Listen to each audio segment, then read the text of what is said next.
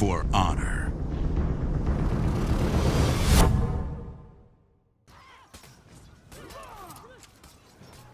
What's up, guys? This footage is used from the beta from last weekend, and before I jumped into the video, I wanted to give you all a huge heads up that there is in fact an open beta taking place February 9th to February 12th. So if you're not sure if you're going to get the game, or if you're still on the fence, that there is an open beta for all platforms, and it's the 9th through the 12th, just 2 days before the game launches. So if you're not sure, get your hands on it, get in the open beta, get your hands dirty, and figure out if it's for you. And without wasting any more time, let's just jump right into it. This game's mechanics. You got your left for your dodge, your left for your block, up, right, all that stuff. It's simple enough to learn. It's simple enough to get the hang of. But to master it is a completely different level of depth that I'm so glad that this game has. With that brings a lot of opportunity to keep the game from getting super dry. You know, like your first-person shooters, your Call of Duties, your Battlefields, you're doing the same thing. You're running around, you're killing people, you're dying, you're capping points. But what really makes it stand out is the fact that every character fights different. They swing at different speeds, they block differently, their combos suit the character. So actually learning how every character fights will help you be able to take them out and essentially learn your enemy, know your enemy, kill your enemy. And it's fucking beautiful. One thing I'd really like to point out is the mini game that takes place outside of the matches. This is 100% cross-platform, so every single person who owns this game, no matter what console or PC, you see the same map. And what this is after every match you get war assets. Those war assets can be used to defend territories that you have that you're trying to defend, that are in contention, or use those war assets to attack and take more territories. At the end of a 7-hour cycle, the territories are then divvied out based on the ones gained or lost, and a new cycle starts for new territories between all the game modes, and it shows you on the map. You can play 1v1 and drop your points on the 4v4 area of the map. It doesn't block you from that. It switches it up. It kind of keeps it nice and lively and fresh. But at the end of a 14-day cycle, all of the points that you have gotten and all of the assets that you've deployed, you get rewards based on how many that you deploy. And we don't know what those rewards are yet. Obviously, the beta was only 2.5 days, and it's a 14-day cycle, so we're not sure yet. But can only imagine they're going to be good since it's, a 14-day long period. The war assets are gained basically at the end of every match based on your performance, win or loss, PvP or player versus AI. So no matter what you're doing, you're getting war assets to help contribute to the war effort for your faction that you chose at the very beginning of the game, which is strongly recommended that you do every time you get them, because it's wasted points, wasted rewards, and it helps your faction. So be a team player and just use your point. So far, the things we know, at least as far as the beta's information was concerned, we were given access to 3 game modes. Dominion, which is your 4v4, point capture, creep in the middle at B, your 1v1s, obviously, and your 2v2s. In the alpha and an earlier version of the beta, we were able to play the 4v4 brawl, which is essentially 4v4 team deathmatch, with the use of abilities. We, however, did not have that in the beta. Now, there is a season pass confirmed for this game. And with that season pass, it sounds like it's only going to be good for the heroes and a week early access to those heroes. Otherwise, all of the maps and the game modes, those are going to be free to the entire game's community, and the season pass will just get you the heroes without having to pay the currency in-game for said heroes, and gets you access to it a week early, which is fantastic in my opinion. So if you don't have the season pass, you're not going to be able to play them that first week that everyone else does. But hey, essentially there is a free way without any aftermarket purchases, the season pass or whatever.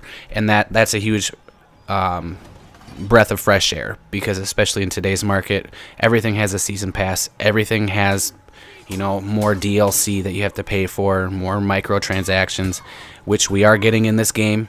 But from what my 35 plus hours that I put into this game during the beta, I will tell you 100% truthfully that gear will not sway a fight in your favor because you have a higher gear score than someone else. The only thing it does is it caters to the stats that you are personally trying to get, and it changes the gameplay style to what you want to do. So if you have a lot of stamina draining attacks and you want to do a continuous cycle of attacks, you can get more stam. Now, obviously you're saying, well, you said the the gear doesn't change that, but now the gear changes your stam to do more attacks. Well, yes, it does. Essentially, any character can combo someone from full to dead if no one gets a block out. But again, that boils down to skill, execution, and the overall play style of every individual player and every individual character themselves.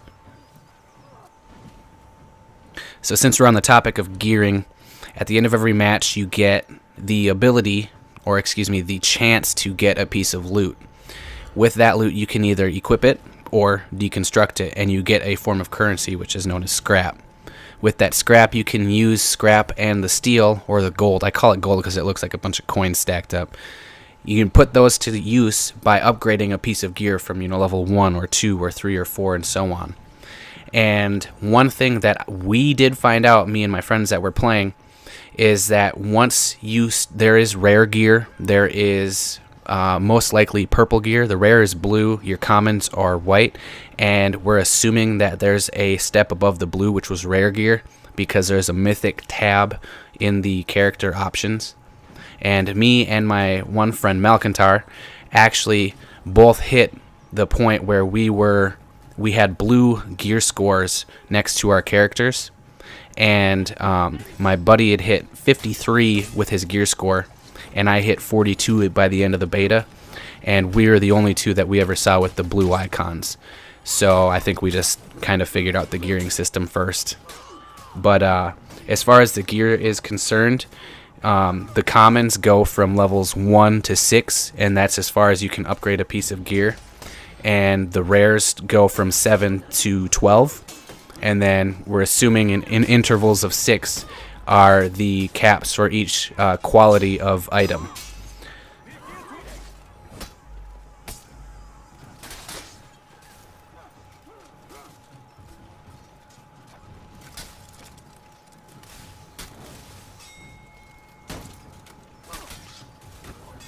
With the gear being in the game like that, it's a nice, fun added bonus. They change your looks. You can also use your gold and your scrap to basically transmog or make one item look like another piece if you don't like the look of it. I found myself doing that a lot because I love me some transmog. But I'm so glad that I can say that the gear, however it does help you, it helps you have more stam if you want more stam. It helps you have more defense if you want a lot of defense. It basically helps you play the way you want to play the game. And I get killed a lot by people who have far less gear score than me. And all it is a total accumulation of the level of gear you have put into one big number. So gear score isn't going to mean a damn thing. And there's going to be people pushing for it just because that's how people are. Find the stats that you like, find the way you like to play, and don't go, well, this piece is better, I better use it because I need to get my item level up, because that's not how you want to do it. I could have hit, 45 or 50 if I was being less picky with my gear. And shit, we probably could have hit 60 with the gear score, but we found a way we liked to play our characters that we played, and that's how we did it, based on the stats, based on our gameplay, based on the things we found to be successful, and stayed away from the things that kept us less successful. So don't just jump on the gear score train. Lots of MMOs do it, lots of other games do it. Find the skill. And this game has a lot of potential to really show you how good people can get at games, and it allows you to, you know, play the way you want to play, which is fantastic.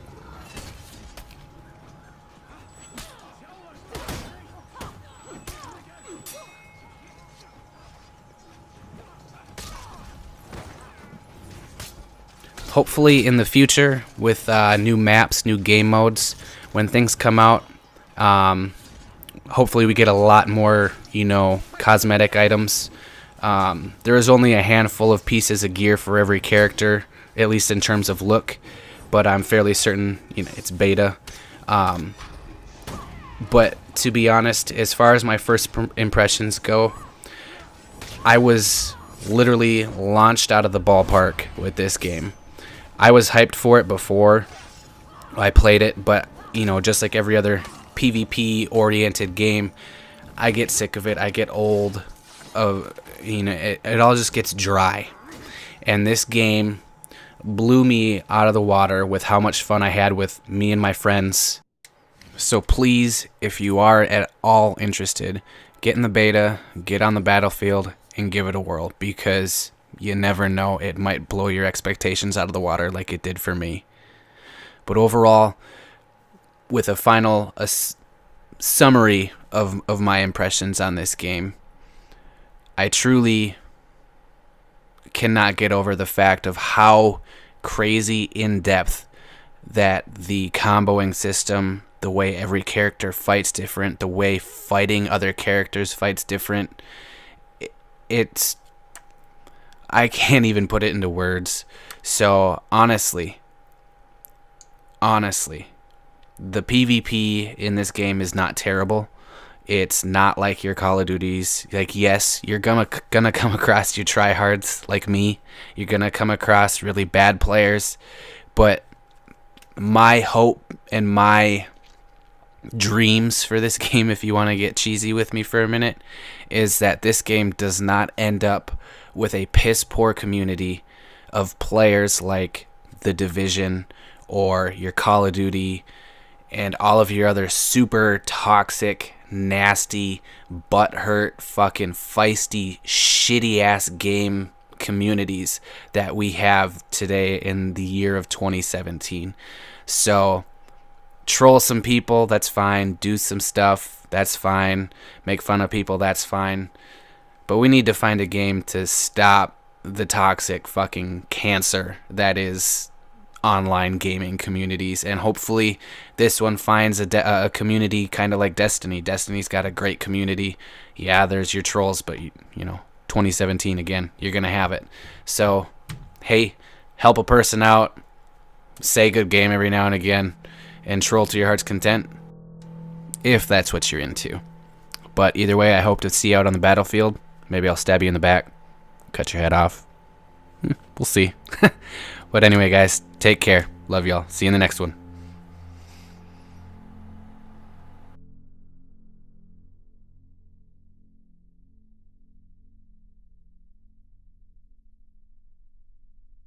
For honor.